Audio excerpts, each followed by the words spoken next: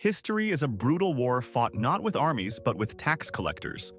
For every desperate ruler who invented a tax on daylight, beards, or even clean air, there were thousands of citizens who fought back with pure genius. This isn't just a list of the dumbest taxes in history. It's a celebration of the legendary, absurd, and sometimes criminal ways people refuse to pay them. 1. You've heard of pretty privilege. But what about a pretty privilege tax? While mostly considered a satirical concept, some feudal lords in Japan flirted with the idea of an ikemen-zai, or a handsome man tax. The logic was as absurd as it was simple. Attractive people supposedly had more opportunities, whether in business or romance, and therefore could afford to pay a little extra. Can you imagine the tax collector's job? All right, Kenji, your bone structure is exceptionally symmetrical this year, and your jawline is frankly a public good. That's going to cost you. This was basically the government attempting to monetize charisma. While it never became a widespread national policy, it shows that even centuries ago, rulers were already brainstorming ways to tax things you can't even hold in your hand. 2. In the Belgian city of Ypres, cats were once essential for controlling vermin in the cloth halls, but as populations grew, so did the cats, and the city slapped a tax on owning them. Now, a normal town might just pay up or get fewer cats, not Ypres. According to a very dark legend, they devised a truly horrific tax dodge. Instead of paying, citizens participated in an annual cat festival where they allegedly gathered the excess felines and threw them from the top of the belfry tower. This wasn't just avoiding a tax, it was a city-sanctioned, gravity-assisted massacre to balance the books. It's a brutal reminder that when people really don't want to pay a tax, their solutions can be monumentally insane. Thankfully, the modern festival now throws toy cats instead. 3. If you think taxing something intangible is a modern invention, allow me to introduce the Byzantine Empire's Erikon tax. This translates roughly to an air tax, and it's exactly as ridiculous as it sounds. This wasn't a fee for every breath you took, but it might as well have been. It was an intentionally vague and undefined tax that collectors could levy on the wealthiest citizens for, essentially, existing in a pleasant space. Imagine a tax official showing up at your villa, gesturing vaguely at your nice garden and saying, "You seem to be enjoying the general atmosphere here. That looks expensive." It was legalized extortion, a tool for the state to shake down the rich whenever the treasury felt a bit light, proving that bureaucratic creativity knows no bounds. 4. The Romans were masters of engineering and law, but they were also masters of the petty, annoying tax. In the thriving desert city of Palmyra, a vital stop on the Silk Road, they didn't just tax the goods that were being sold. They taxed goods that simply passed by certain columns on the main street. Let that sink in. You're a merchant. You're hauling your spices and a Roman official stops you. Not because you entered the city, not because you sold anything, but because your cart rolled past that specific third pillar on the left. It was the ancient world's version of a microtransaction, a toll booth in the middle of a street for no reason other than the fact that they could put one there. It's a perfect monument to bureaucratic nickel and diming. 5.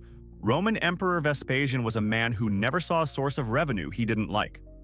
When he needed to refill Rome's treasury, he looked to the city's public urinals.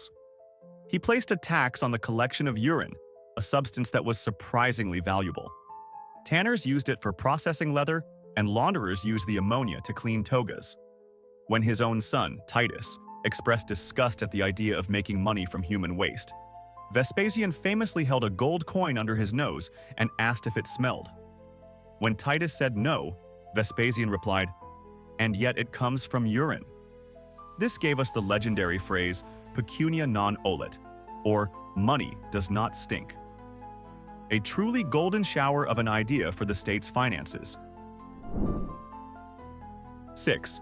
In 1696, England introduced one of the dumbest and most destructive taxes in history, the window tax. The logic seems sound to the government. The more windows a house has, the wealthier the owner must be. So they taxed houses based on the number of windows. The public's reaction was immediate and predictable. People started bricking up their windows to avoid the tax. All across the country, beautiful buildings were scarred with brick-filled holes. This tax on daylight led to entire generations living in dark, damp, and poorly ventilated homes, which contributed to widespread disease. It was a perfect example of a government policy backfiring so spectacularly that it literally made the population sick, all for a few extra pounds sterling. 7. Not content with taxing daylight, the British government also went after fashion. In 1784, they introduced a complex tax on men's hats, with the amount depending on the price of the hat. Retailers had to get a license, and every hat had to have a stamp on the inside to prove the tax was paid. But hat makers were clever. They just stopped calling their products hats. Suddenly, shops were filled with an amazing variety of head coverings, cranial accessories, and other ludicrous names. It became a linguistic cat-and-mouse game. Is this a hat? No, good sir. This is a stylish piece of felt intended for the head, completely different. It was an act of pure malicious compliance, forcing the government to eventually make the law even more convoluted to close the very silly loophole. 8. In medieval England, knights were obligated to provide military service to the king. But what if you were a knight who preferred the comfort of your castle to the mud of a battlefield? You could pay scutage, also known as the cowardice tax. This allowed a knight to legally buy his way out of fighting. Initially, it was a practical system. But then came King John, who saw it as his personal ATM. He started demanding scutage at exorbitant rates, even when there was no war to fight. It was basically a subscription fee for being a pacifist knight. His relentless abuse of this tax, along with others, made the barons so furious that it became a major reason they forced him to sign the Magna Carta in 1215. A document that limited the king's power and became a cornerstone of modern democracy. 9. In the kingdom of ancient Egypt, the pharaoh's power was absolute, meaning he didn't just own the pyramids and temples, he literally owned the entire economy. This included the production and distribution of cooking oil, an essential commodity for everything from food preparation to lighting lamps. Naturally, he taxed it heavily. But the sheer paranoia of the Egyptian bureaucracy led to an enforcement method of comical intrusiveness. The state employed an army of official auditors, essentially ancient tax agents, whose sole job was to conduct surprise inspections of private kitchens. They would barge into homes to ensure that citizens were using the official, taxed oil and not some black market alternative.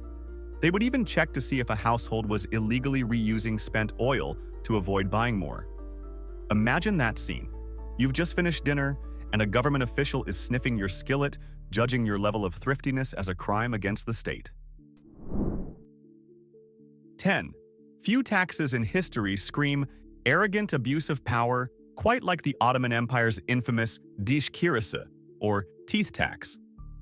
When a high-ranking official, like a vizier or a pasha, traveled to a provincial town, the local dignitaries were expected to host him with a lavish feast. After stuffing himself with the finest food the town could offer, the official would then engage in an act of breathtaking audacity. He would complain that the coarse and unrefined local cuisine had worn down his delicate, sophisticated teeth. And for this supposed dental wear and tear, he would demand financial compensation from his hosts. This wasn't a bribe, it was an officially sanctioned on-the-spot tax. It's the historical equivalent of a guest enjoying a free meal at your house and then handing you a bill for their dental work on the way out. It was pure, unadulterated entitlement, weaponized into tax policy. 11. In 1662, seeking new revenue streams, the English Parliament landed on what seemed like a solid idea: the hearth tax. The logic was simple. Almost every household had at least one fireplace, and wealthier homes had many. So they would tax each and every hearth. The public's response was a nationwide game of architectural hide-and-seek, with the chimney men, as the tax collectors were known. Homeowners got incredibly creative, bricking up fireplaces before inspections or hiding them behind fake walls. The most popular and dangerous dodge was to rebuild their homes' ventilation systems, combining the flues from several fireplaces into a single, massive chimney. The hope was that the collector would only count one chimney and thus charge for one hearth. Unfortunately, these amateur architectural feats often resulted in smoke-filled rooms, carbon monoxide poisoning, and, in the ultimate irony, catastrophic house fires. People literally risked burning their houses to the ground to avoid attacks on the very thing that kept them warm. 12. When Tsar Peter the Great embarked on his quest to drag Russia into the modern European age, he saw a furry, formidable enemy, the traditional Russian beard. To him, these long beards were a symbol of backwardness. His solution, implemented in 1698, was brilliantly simple and coercive: the beard tax. If you wanted to keep your facial hair, you had to pay a hefty annual fee. As proof of payment, you were issued a metal token, often inscribed with, "The beard is a superfluous burden," which you had to carry as your official beard license.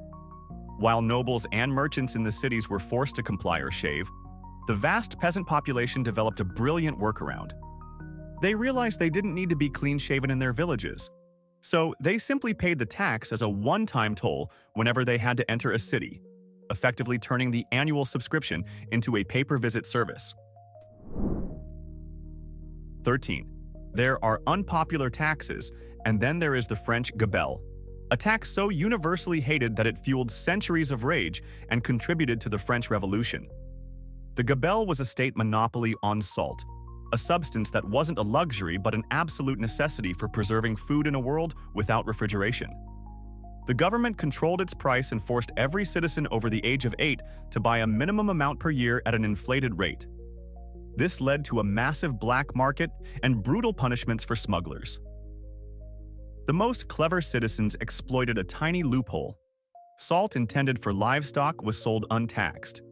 So, families would collude with veterinarians to falsely declare their animals sick, thereby getting a prescription for cheap animal-grade salt. They would then use this impure, gritty salt for their own food, risking their health just to escape the clutches of a truly oppressive tax. 14. The Roman Emperor. Caligula's reputation for cruelty was matched only by his desperate need for money to fund his lavish lifestyle. When traditional revenue sources ran dry, he turned to one of the most invasive taxes ever conceived: a direct tax on sex workers. This wasn't a simple business license for brothels. Caligula's law taxed the earnings from every single transaction a prostitute had. To ensure collection, he dispatched Roman soldiers to the brothels to act as tax collectors, demanding the state's cut immediately after a client had paid. This created a chilling and deeply predatory system, turning an intimate transaction into a state-monitored, taxable event enforced by armed men. It was a cynical cash grab that demonstrated the state's power to intrude into the most private aspects of its citizens' lives for a few extra coins. 15. Concerned by the falling birth rates among Rome's upper class, Emperor Augustus decided to legislate morality through the tax code. He introduced the Lex Julia, which included a punitive tax on wealthy unmarried men over the age of 38, essentially a bachelor tax. The goal was to strong-arm them into marrying and producing legitimate children to continue the noble bloodlines. However, Rome's elite bachelors, who were quite fond of their independence, found a loophole that was both legally brilliant and utterly farcical. They would enter into formal, legally binding engagements with very young girls, often toddlers. Because they were now officially betrothed, they were exempt from the tax. They could then postpone the actual wedding for years, even decades, until the girl came of age, only to break off the engagement and repeat the process. Augustus's grand moral crusade was hilariously defeated by a bit of creative paperwork. 16. In 1712, the British government decided to tax soap, and in doing so, it unintentionally launched a 141-year-long war on cleanliness. The tax was so high that soap immediately transformed from a common household item into a guarded luxury. This had profound social consequences. Firstly, it spawned a massive black market for bad soap, illicitly brewed in secret vats by smugglers using smuggled ingredients, often resulting in a foul-smelling, skin-irritating product. Official tax collectors had the power to break into any home to search for illegally manufactured soap. Secondly, and more importantly, it made regular washing unaffordable for the vast majority of the population.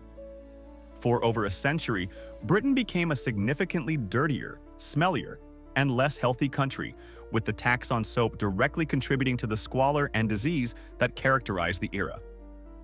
It took until 1853 for the government to finally admit that taxing basic hygiene was a catastrophically bad idea.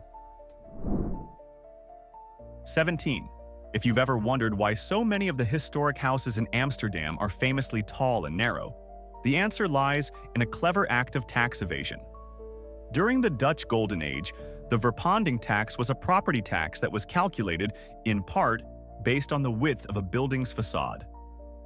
To the taxman, a wider house meant a wealthier owner. So, savvy Dutch architects and homeowners responded with a stroke of genius. They started building upwards instead of outwards. They constructed homes on incredibly narrow plots of land, often just wide enough for a front door and a single window, but stretching multiple stories high. This architectural style, born directly from a desire to minimize the tax bill, is what gives Amsterdam its unique and picturesque canal front aesthetic. It's a beautiful, citywide monument to the idea that if the government taxes you by the inch, you give them as few inches as possible. 18. In the medieval German town of Weisensteig, the local government had a serious pest problem. Sparrows were devouring valuable grain crops. To combat this, they devised a policy that was part civic duty, part bizarre tax. Every citizen was required to kill and turn in a dozen sparrows per year. For fulfilling this quota, they received a small tax rebate. However, if you failed to produce your 12 dead birds, you were hit with a fine, which was effectively a sparrow tax. This created a strange local economy based on dead sparrows. People who were good at hunting could overperform and sell their surplus sparrows to those who were less skilled or simply too busy to go bird hunting. It was a perfect, if slightly morbid example of a government outsourcing its pest control directly to the taxpayers, with financial penalties for anyone who wasn't a proficient enough bird killer. 19. In 1797, British Prime Minister William Pitt the Younger was desperately trying to fund the war against Napoleon. In a moment of what can only be described as fiscal insanity, he introduced a tax on time itself, the clock tax. A hefty annual duty was placed on every clock and watch in the country. The public's reaction was immediate and devastating. People simply stopped using clocks. Public clocks became the main source of telling time, and people would hide their personal timepieces or refuse to buy new ones. The British clock and watchmaking industry, which had been the best in the world, was nearly wiped out overnight as demand evaporated. The tax was such a catastrophic failure, causing mass unemployment and raising almost no revenue, that it was repealed less than a year later. It remains one of history's greatest examples of a tax so poorly conceived that it destroyed the very industry it was trying to profit from. 20. The Dane Guild in Anglo-Saxon England wasn't a tax in the traditional sense. It was a nationwide protection racket with the government as the middleman. Starting in the 9th century, Viking raiders would pillage and terrorize the English countryside. The English kings, unable to defeat them militarily, resorted to a different strategy. They paid them to leave. This massive payment was the Dane Guild, or Dane Gold. To raise these funds, the king levied a heavy tax on all landholders across the kingdom. So, English citizens were essentially being taxed by their own king to pay a bribe to foreign invaders so they wouldn't burn down their villages. It was a policy of appeasement funded by the very people it was supposed to protect, and it created a vicious cycle. The more the English paid, the more the Vikings came back for more. 21. After winning the English Civil War, Oliver Cromwell found himself with a powerful, expensive army and a country full of his defeated enemies, the Royalists. His solution to funding the former while punishing the latter was a stroke of ruthless political genius called the decimation tax. In 1655, a 10% income tax was levied exclusively on known Royalist supporters. The revenue generated was used to pay for the very militias that were occupying their regions and suppressing any potential uprisings. It was the ultimate insult, forcing a defeated political faction to pay for their own oppression. This tax wasn't just about money, it was a calculated act of political humiliation, designed to bankrupt and break the spirit of the king's supporters, ensuring they could never again challenge the new regime. 22. In the Mughal Empire of India, as in many other Islamic states of the time, the tax code was used as a tool for social and religious engineering.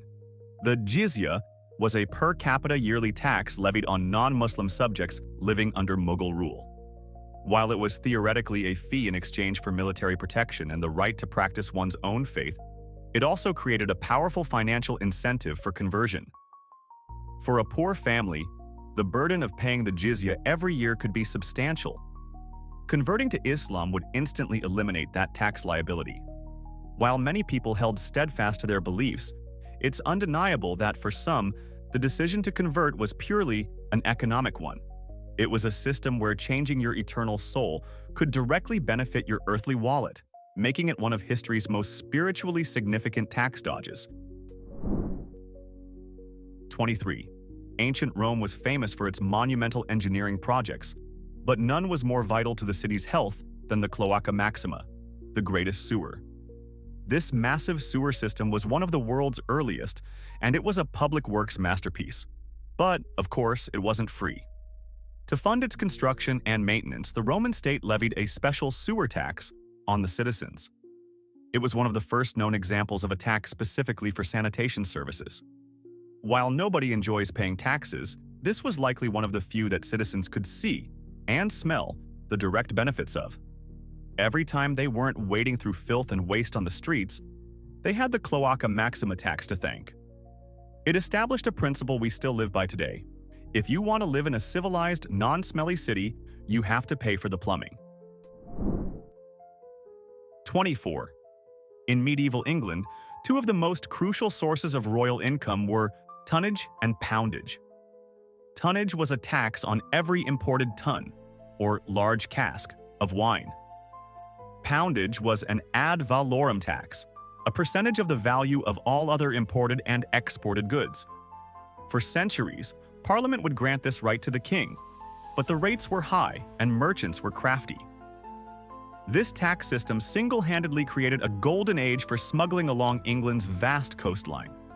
In hidden coves and dark harbors, smugglers would land everything from French wine to Flemish wool, completely bypassing the king's customs officers and his taxes. It became a patriotic act for some, a way of getting goods to the people without letting the crown take its hefty cut, and turned smuggling into one of the nation's biggest and most profitable underground industries. 25. Napoleon Bonaparte was not just a military genius. He was a brutally efficient financial planner. His philosophy was simple. War should pay for itself. As his Grande Armée marched across Europe, it didn't rely solely on supply lines from France. Instead, it was funded by what could be called a conquest tax. When Napoleon's forces occupied a territory, they would systematically levy enormous taxes and contributions on the conquered population.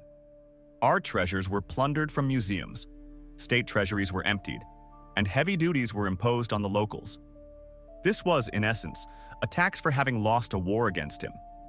The wealth of Italy, Austria, and Prussia was siphoned off to pay for French soldiers' salaries, supplies, and pensions.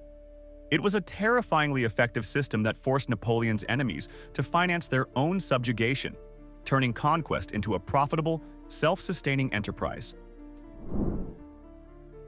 26. In his relentless drive to modernize Russia, Peter the Great realized that the old system of taxing households was inefficient.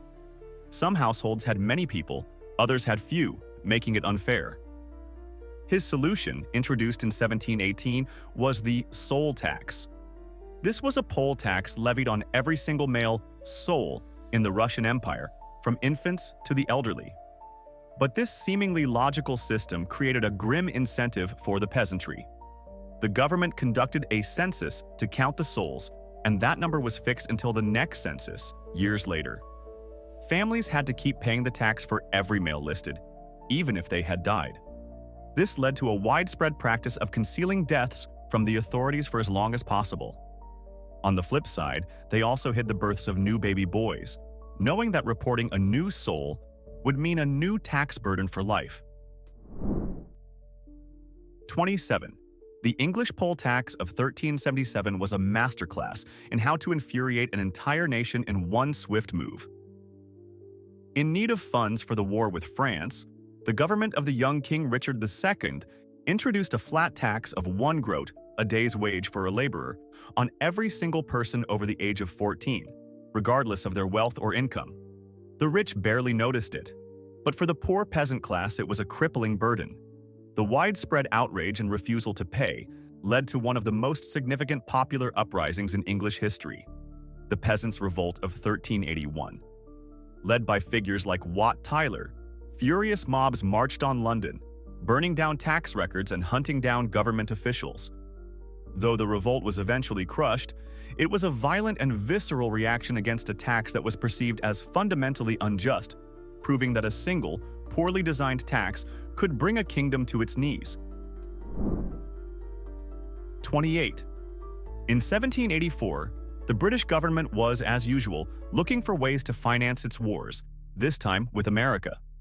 They landed on a peculiar target: bricks. A tax was placed on every single brick produced. The logic was that buildings were a sign of wealth, and this was an easy way to tax construction. But British builders immediately found a brilliant and logical way to protest and save money. They just started making bigger bricks. Since the tax was per brick, not per volume of clay, using larger bricks meant you needed fewer of them to build a wall, thus lowering your tax bill. This led to a brief architectural trend of buildings made with comically oversized bricks.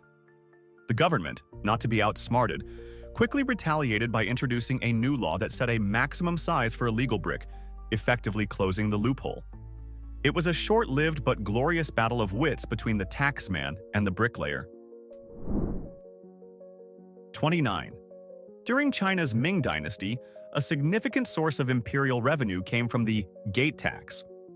This was a customs duty levied on all goods passing through the gates of major cities. For merchants, these taxes could eat heavily into their profits, so they developed a whole host of ingenious smuggling techniques. The most straightforward method was to simply bribe the guards, a timeless tradition. More creative merchants would use ropes to haul their goods over the city walls during the night, completely bypassing the gates. Others would resort to subterfuge, concealing valuable but small items like silk or spices within bulky, low-tax goods like hay or firewood. Some would even break down their merchandise into tiny components, hiding them in their clothes and making multiple trips, a slow but effective way to avoid the watchful eyes of the gatekeepers. 30. For centuries, the simple act of having light in your home after sunset was a taxable luxury in England. The candle tax, first introduced in 1709, placed a heavy levy on all candles made of wax or tallow. This made proper lighting prohibitively expensive for the poor, who were forced to either sit in the dark or resort to dangerous and smelly alternatives. A massive black market for illegal candles flourished, but the most common tax dodge was to use rushlights. These were made by dipping the pith of a rush plant into leftover animal fat or bacon grease. They burned quickly, gave off a foul-smelling smoke, and provided very little light.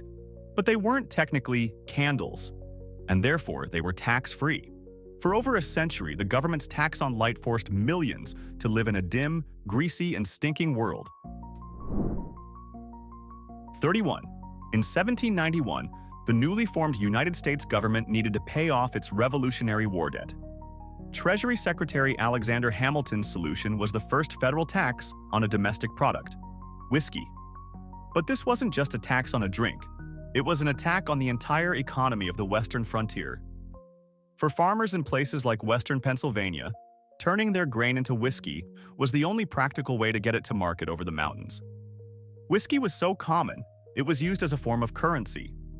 The farmers saw the tax as an oppressive act by a distant eastern government and refused to pay. This led to the Whiskey Rebellion, where armed groups of farmers tarred and feathered tax collectors. It was a full-blown insurrection that forced President George Washington to personally lead an army to put it down. a dramatic early test of the new nation's authority. 32. In ancient Rome, even freedom had a price tag. When an enslaved person was granted their freedom through a process called manumission, the Roman state saw one last opportunity to cash in. A 5% freedom tax, or vicesima manumissionis, was levied on the value of the freed individual. The question of who paid it was complex. Sometimes it was the former owner as a final act of generosity, but often the enslaved person had to pay it themselves out of their meager savings, essentially buying their own freedom twice. It was the ultimate transactional view of human life. The state was so deeply intertwined with the institution of slavery that it had figured out how to profit not just from a person's bondage, but from the very moment of their liberation. It was a final, cynical tax on the most valuable thing a person could possess. 33. In 1695, England, once again scrambling for funds to finance a war with France, passed the Act for granting to His Majesty certain rates and duties upon marriages, births, and burials, and upon bachelors and widowers. This was a comprehensive tax on life's major events, but the bachelor tax component was particularly absurd. It placed an annual levy on all unmarried men over the age of 25. The real moment of bureaucratic farce came when the tax collectors tried to apply this law to Catholic priests. These men had taken a sacred vow of celibacy, making marriage a religious impossibility for them. And yet, the government, in its infinite wisdom, still classified them as bachelors and tried to levy the tax. It was a perfect collision of state machinery and religious doctrine, where tax law completely ignored spiritual reality. The priests were unmarried, they were men, and therefore, in the eyes of the taxman, they owed the king money for it. That's our collection of history's most creative moments of financial desperation. But we know humanity's genius for terrible ideas is infinite. We challenge you. What's the single most absurd, idiotic historical tax that we completely failed to mention? We scoured the archives, now it's your turn to dig one up. Drop the most obscure and insane one you know below. And if this journey into madness earned your respect, hit like and subscribe for more.